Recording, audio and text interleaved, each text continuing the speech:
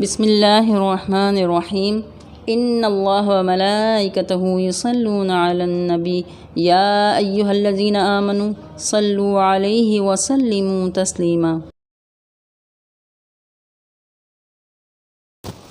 قرآن مجید سورہ بقرہ میں ارشاد ہوتا ہے ان الذین یکتمون ما انزلنا من البینات والہدی من بعد ما بیناہ للناس فی الکتاب اولئک یلعنہم اللہ ویلعنہم اللاعنون۔ جو لوگ ہماری نازل کردہ واضح نشانیوں اور ہدایت کو چھپاتے ہیں باوجود کہ ہم کتاب میں انہیں کھول کر بیان کر چکے ہیں، تو ایسے لوگوں پر اللہ اور دیگر لعنت کرنے والے سب لعنت کرتے ہیں۔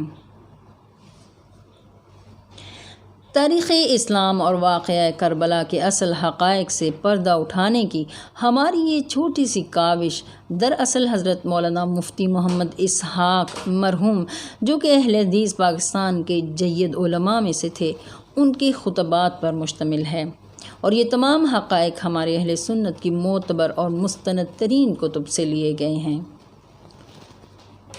اللہ تعالیٰ کی نازل کردہ آخری الہامی کتاب قرآن پاک کو علماء باطن نے 3 حصوں میں تقسیم کیا ہے: تاریخ، معاشرت اور معاد۔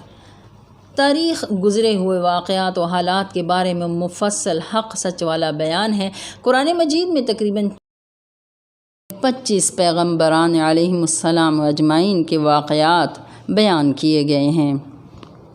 حضرت آدم علیہ السلام کی تخلیق اور انہیں علم الاسماء سکھانا، جنت میں ان کا اور بی بی حوا کا قیام اور پھر زمین پر آنا، حضرت آدم علیہ السلام کی پہلی اولاد حابیل اور قابیل کا قصہ، حضرت شیث علیہ السلام کا قصہ، حضرت نوح اور عظیم طوفان نوح کا احوال، حضرت ادریس علیہ السلام کے واقعات، ابو الانبیاء حضرت ابراہیم علیہ السلام کے مفصل حالات، ان کی ہجرت اور بیٹے اسماعیل کی ولادت اور پھر بیوی بیٹے کو وادی قرا میں چھوڑ آنا، اور آخر اللہ کے حکم کے مطابق بیٹے اسماعیل علیہ السلام کو ذبح کرنا اور جنت سے ذبیحہ کا آنا، خانہ کعبہ کی تعمیر، حضرت یونس علیہ السلام کی قوم کا واقعہ اور ان کا مچھلی کے پیٹ میں رہنا، اور توبہ کے بعد پھر اللہ کے حکم سے رہائی پانا، قوم عاد، قوم سمود اور اصحاب کہف کے واقعات، اور احسن القصص حضرت یوسف علیہ السلام کا بہترین قصہ بھی قرآن مجید میں موجود ہے۔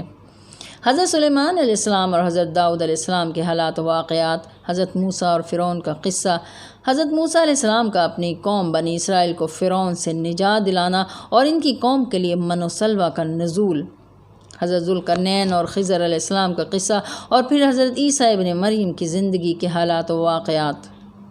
2 پیغمبران علیہم السلام یعنی حضرت عیسیٰ علیہ السلام اور حضرت ادریس علیہ السلام زندہ آسمانوں پر اٹھا لیے گئے۔ تمام انبیاء کرام آخری نبی حضرت محمد مصطفیٰ صلی اللہ علیہ وآلہ وسلم کی آمد کی بشارت دیتے رہے۔ یہ تمام تاریخ قرآن مجید میں موجود ہے۔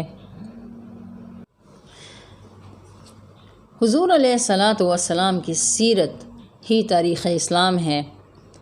آپ صلی اللہ علیہ وآلہ وسلم کی ولادت اور 40 سال کی عمر میں نبوت، 13 سالہ مکی زندگی اور 10 سالہ مدنی دور، پھر مدینہ منورہ میں پہلی اسلامی ریاست کا قیام اور آپ صلی اللہ علیہ وآلہ وسلم کا وہاں کے پہلے سربراہ بننا، دین اسلام کی اشاعت اور ترویج، 82 جنگیں کفار اور یہودیوں کے ساتھ لڑی گئیں اور دین اسلام کا نفاذ ہوا۔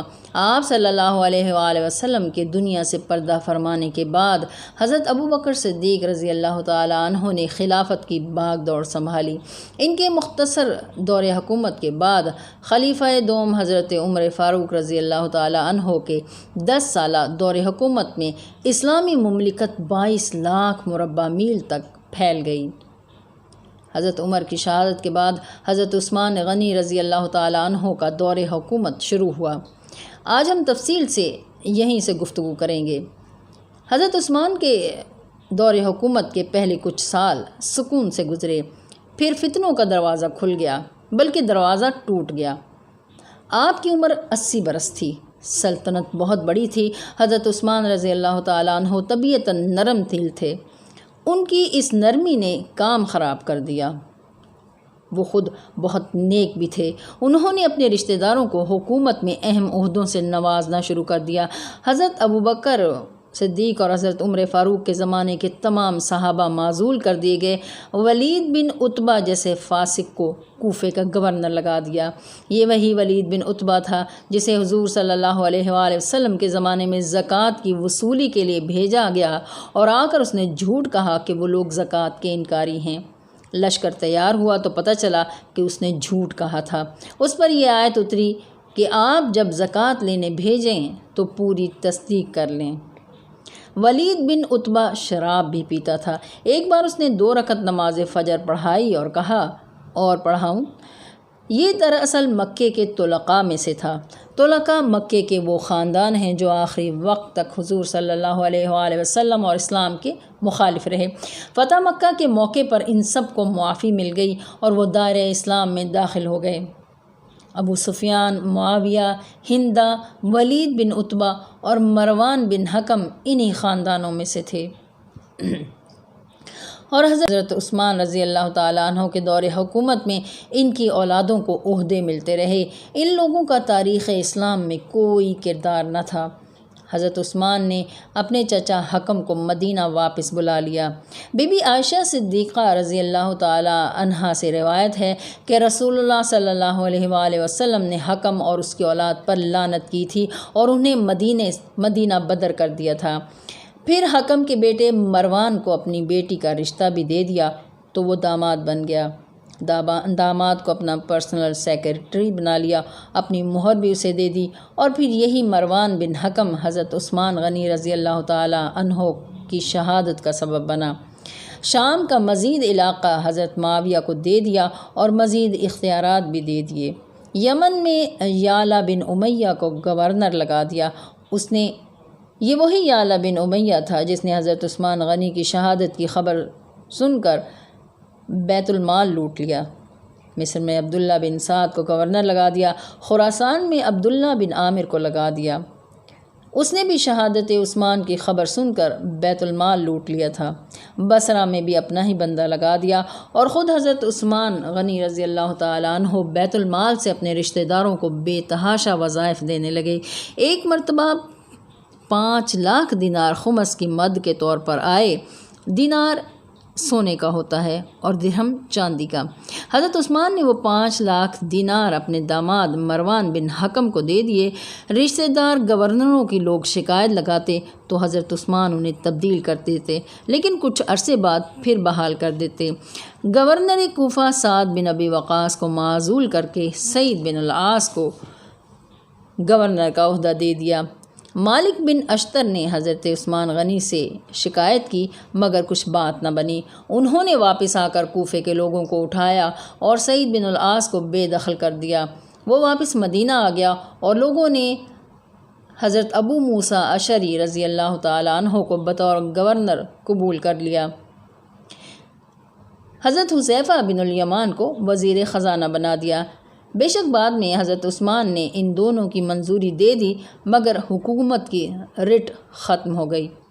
ایک بار مصر کے چیدہ لوگوں کا گروہ مدینہ منورہ آیا۔ گورنر مصر کی شکایت کی تو حضرت عثمان نے اسے ہٹا کر محمد بن ابی بکر کو گورنر بنانے کا پروانہ جاری کر دیا۔ وہ لوگ واپس چلے گئے۔ راستے میں انہیں ایک شخص تیزی سے سفر کرتا ہوا ملا۔ انہوں نے اسے روکا اور پوچھا تو اس کی حرکات و سکنات مشکوک تھیں۔ اس کی تلاشی لی گئی تو ایک خط ملا جو مصر کے پہلے گورنر کے نام تھا کہ ان سب آنے والوں کو قتل کر دو۔ بما خط اس شخص کو پکڑ کر وہ لوگ جن کی تعداد تقریباً 600 تھی مدینہ آ گئے۔ حضرت عثمان کے گھر کا گھیراؤ کر لیا کہ ہمارے ساتھ دھوکہ ہوا ہے۔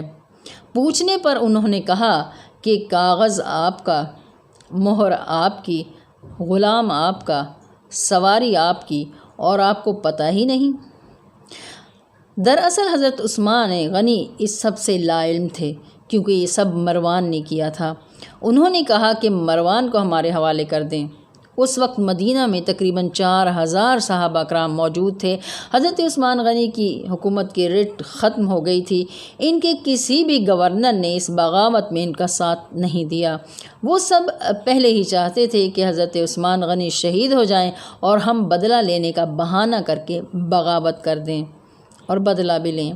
تاریخ اسلام کے نامور صحابی رسول نے فرمایا تھا کہ طلقاء کو کبھی حکومت نہ دینا، یہ لوگ بدلہ لیں گے۔ حضرت عمر فاروق رضی اللہ تعالیٰ عنہ جب زخمی ہوئے تو 6 افراد کی کمیٹی بنا دی تاکہ خلیفہ کا انتخاب ہو سکے، کیونکہ وہ جان چکے تھے کہ اس زخم سے میری شہادت ہو جائے گی۔ کمیٹی بنا دی گئی تو فرمایا، میں اچھی طرح جانتا ہوں میری یہ بات کچھ لوگوں کو ہضم نہیں ہوگی، کیونکہ یہ وہ لوگ ہیں جو مارے کھا کھا کر فتح مکہ کے موقع پر اسلام میں داخل ہوئے۔ عمر بن عاص نے اظہار بھی کر دیا، وہ اس بات سے حسد بھی کرتے تھے کہ نبوت بھی اس خاندان میں اور خلافت بھی اس خاندان میں، یہ سب نہیں ہونے دیں گے۔ جب حضرت عثمان خلیفہ بن گئے تو وہ لوگ جن کے قتل کے لیے حضور صلی اللہ علیہ وآلہ وسلم نے فرمان جاری کیا تھا، وہ سب خوش ہو گئے اور کھل کر سامنے آ گئے۔ حضرت عثمان غنی رضی اللہ تعالیٰ عنہ نے حضرت ابو ذر غفاری پر دین کی اشاعت کے لیے بھی پابندی لگا دی تھی۔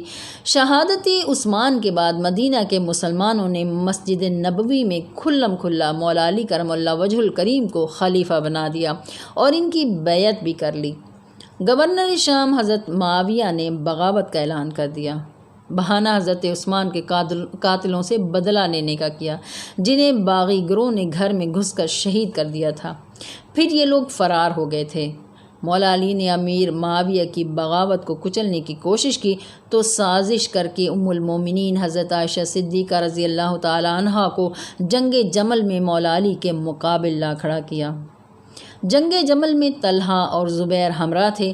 شہادت عثمان کی خبر سن کر بیت المال لوٹ لیا اور اس کو چھپانے کے لیے حضرت عثمان کی شہادت کا بدلہ لینے کی سازش کی۔ ابو یعلا بن امیہ نے اس تمام سازش میں پیسہ لگایا۔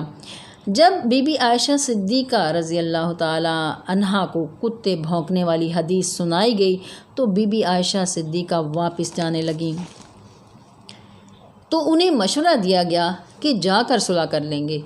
یہ مشورہ زبیر نے دیا۔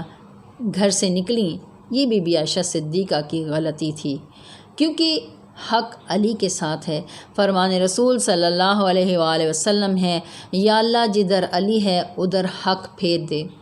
آخری دور میں آخری وقت تک بی بی عائشہ صدیقہ رضی اللہ تعالی عنہا اپنی غلطی کا اظہار کرتی رہیں، ندامت کا شکار رہیں اور توبہ کرتی رہیں۔ جنگ جمل میں مروان نے طلحہ کو قتل کیا تھا۔ جنگ جمل دن کی روشنی میں ہوئی تھی۔ جنگ جمل جنگ صفین میں مولا علی نے اپنے مخالفین کو کچھ نہیں کہا، نہ قتل کیا، نہ مسجد میں آنے سے روکا، نہ بیت المال سے ان کے وظائف بند کیے، صرف یہ فرمایا کہ تم لوگ لا اینڈ آرڈر کا مسئلہ پیدا نہیں کرو گے، اگر تم یہ کرو گے تو حکومت ایکشن لے گی۔ جنگ صفین میں بھی مولا علی حق پر تھے۔ مولا علی کی فضیلت میں بے شمار حدیث ہیں، جبکہ حضرت معاویہ کے کھاتے میں ایک بھی حدیث یا بات نہیں ہے۔ ان کی شان میں سب حدیثیں جعلی اور گھڑی ہوئی ہیں۔ جنگ صفین مولا علی کرم اللہ وجہ الکریم اور حضرت معاویہ کے درمیان ہوئی۔ حضرت عمار بن یاسر جنگ صفین میں مولا علی کے ساتھ تھے۔ یہ وہی عمار بن یاسر ہیں جن کے متعلق آپ صلی اللہ علیہ وآلہ وسلم نے فرمایا تھا کہ اللہ نے شیطان سے عمار کو محفوظ کر دیا ہے۔ عمار سر سے پاؤں تک دین سے بھرا ہوا ہے۔ مسجد نبوی کی تعمیر کے دوران آپ صلی اللہ علیہ وآلہ وسلم نے فرمایا تھا، عمار تجھے ایک باغی گروہ قتل کرے گا، جدھر عمار ہوگا وہ جنت کی طرف بلا رہے ہوں گے اور دوسرے جہنم کی طرف بلا رہے ہوں گے۔ جنگ صفین میں حضرت معاویہ نے عمر بن عاص کے مشورے پر مولا علی کرم اللہ وجہ الکریم کی فوج پر گھاٹ کا پانی بند کر دیا۔ حضرت علی کے حکم پر ان کی فوج نے قبضہ چھڑا کر خود قبضہ کر لیا، مگر حضرت علی نے حضرت معاویہ کی فوج کا پانی بند نہیں کیا۔ جب مولا علی کی طرف سے عمار بن یاسر باہر نکلے تو حضرت معاویہ کے لشکر کے بے شمار لوگوں نے دیکھا اور پوچھا کہ عمار تو علی کے ساتھ ہے اور وہ حق کے ساتھ ہے، جنگ کیسے کریں؟ حضرت معاویہ نے کہا وہ ہمارے ساتھ آ جائے گا۔ جب جنگ میں حضرت عمار شہید ہو گئے تو لوگوں نے کہا اب؟ عمر بن عاص نے چالاکی سے کہا عمار کا قاتل علی ہے، وہ اسے ساتھ لایا ہے، نہ لاتا تو نہ قتل ہوتا۔ تو اس کی فوج کے کچھ لوگوں نے کہا نعوذ باللہ، جنگ احد میں حضرت حمزہ کے قاتل کیا حضور صلی اللہ علیہ وآلہ وسلم تھے کہ وہ انہیں جنگ احد میں ساتھ لائے تھے؟ یہ سب ناصبی ہیں۔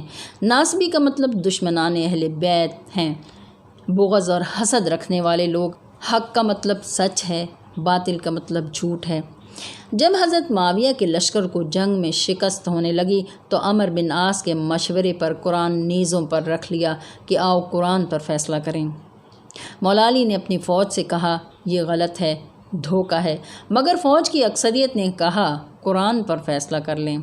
آخر حضرت موسیٰ اشعری مولا علی کی طرف سے آئے اور عمر بن عاص حضرت معاویہ کی طرف سے آئے۔ حضرت ابو موسیٰ اشعری سچے اور حق پرست انسان تھے۔ بات چیت کر کے عمر بن عاص نے ان سے کہا معاویہ اور علی کی وجہ سے یہ سب اختلاف ہو رہا ہے، میں اپنے آدمی کو باہر آ کر معزول کر دوں گا، آپ اپنے آدمی کو معزول کر دیں۔ بات چیت کر کے حضرت ابو موسیٰ اشعری جب باہر آئے تو انہوں نے اعلان کیا کہ میں مولا علی کو خلافت سے معزول کرنے کا اعلان کرتا ہوں، اور عمر بن عاص نے معاہدے سے ہٹ کر معاویہ کو بحال رکھنے کا اعلان کر دیا۔ یہ بہت بڑا دھوکہ تھا۔ اس اعلان سے مولا علی کی فوج کے بہت سے لوگ مولا علی کے خلاف ہو گئے اور کہا آپ نے ثالثی کیوں قبول کی، معاویہ کو قتل کیوں نہ کیا، ہم آپ سے الگ ہوتے ہیں، اور پھر یہ لوگ خوارج کہلائے۔ تاریخ اسلام میں پیچھے جائیں تو حضور علیہ الصلاۃ والسلام کے دور میں ایک مرتبہ آپ صلی اللہ علیہ وآلہ وسلم مال غنیمت تقسیم کر رہے تھے۔ ایک صحابی عبداللہ نامی نے حضور علیہ الصلاۃ والسلام سے کہا آپ انصاف نہیں کرتے۔ فرمایا رسول اللہ صلی اللہ علیہ وسلم نے میں نہیں کروں گا تو کون کرے گا؟ حضرت عمر بن خطاب نے عرض کیا یا رسول اللہ صلی اللہ علیہ وسلم مجھے اجازت دیں، میں اسے قتل کر دوں۔ فرمایا رسول اللہ صلی اللہ علیہ وسلم نے رہنے دو، یہ ایک نہیں ہے، اس کا گروہ ہے، جتھا ہے، یہ لوگ نمازیں پڑھیں گے، روزے رکھیں گے، آپ اپنی نمازیں اور روزے ان کے سامنے حقیر جانیں گے، بظاہر متقی پرہیزگار نظر آئیں گے، لیکن وہ اس طرح دین سے نکل جائیں گے جس طرح شکار میں سے تیر نکلتا ہے مگر تیر پر کوئی خون نہیں ہوتا۔ یہ لوگ تہجد بھی پڑھیں گے اور قرآن پاک کی تلاوت بھی کریں گے۔ پھر رسول اللہ صلی اللہ علیہ وسلم نے فرمایا اس گروہ کے امیر کی ایک نشانی یہ ہوگی کہ اس کا ایک بازو نہیں ہوگا، اس کے بازو کی جگہ گوشت پھولا ہوا ہوگا اور وہ گوشت ہلتا رہے گا۔ جب مسلمانوں میں گروہ بن جائیں گے تو جو گروہ حق پر ہوگا وہ اسے قتل کرے گا۔ یہ روایت حضرت ابو سعید خدری رضی اللہ تعالی عنہ سے روایت ہے، اور اسے مولا علی کرم اللہ وجہ الکریم نے جنگ نہروان میں قتل کیا۔ جنگ کے بعد لاش تلاش کی گئی تو اس شخص کی لاش مل گئی، یہ سب قتل کر دیے گئے، صرف 12 لوگ بچے، یہ تقریباً 12,000 تھے، اور مولا علی کی طرف سے صرف 12 شہید ہوئے۔